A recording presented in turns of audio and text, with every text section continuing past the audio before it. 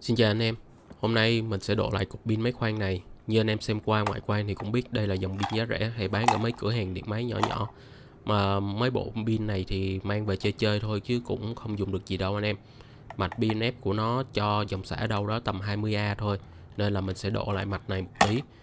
Thì đây là mạch giá rẻ mà người ta hay dùng trong mấy bộ pin này. Mạch này thì rẻ thôi anh em, tầm 30 ngàn. Mình cũng thay luôn lõi pin EVE 25V cho dòng xả cao chạy được cho máy khoan, chứ lõi pin gốc của nó xả kém lắm. Với lại cũng dạng pin đẻo nữa.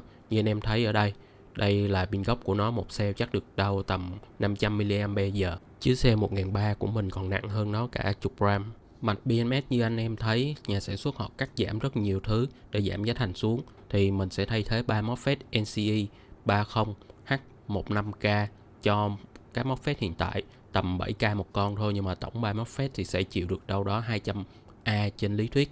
Thêm NTC ở R1 để theo dõi nhiệt độ pin. Mình cũng gắn thêm chở 20K tại vị trí R10 và R11 để mạch điều khiển được MOSFET thứ ba. Và cuối cùng là diode SS34 ở vị trí D4 để chống ngược cực sạc, thì theo như mình biết là thế. Anh em có thể xem bảng so sánh ở đây về MOSFET cũ và mới. Trên bảng so sánh này thì MOSFET mới cũng có nội chở thấp hơn, nên có nghĩa là trong quá trình chạy thì nó sẽ mát hơn.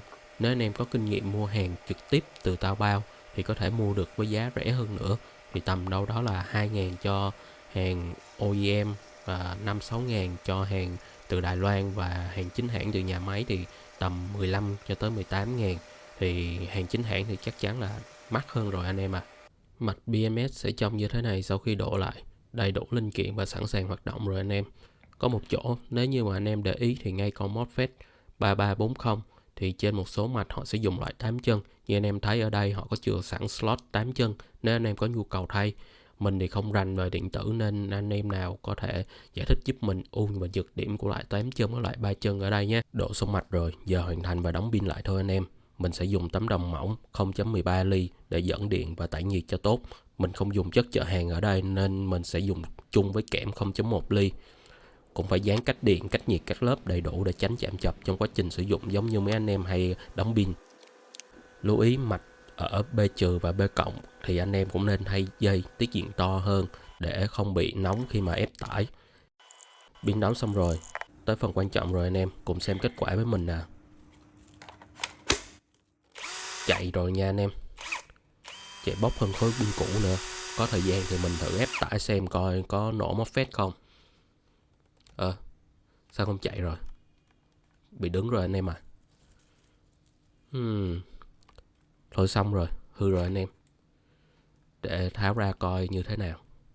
A few moments later. Ok, mình sửa được rồi anh em. Đây nha, để thử cho anh em. Đây, chạy bù bù rồi anh em à, không còn bị ngắt nữa. Vấn đề thì cũng hơi xàm, do là mình mắc 5 dây NTC 10K để theo dõi 5 cặp pin, nên tính ra là nó tổng nhận sai giá trị và không cho xả.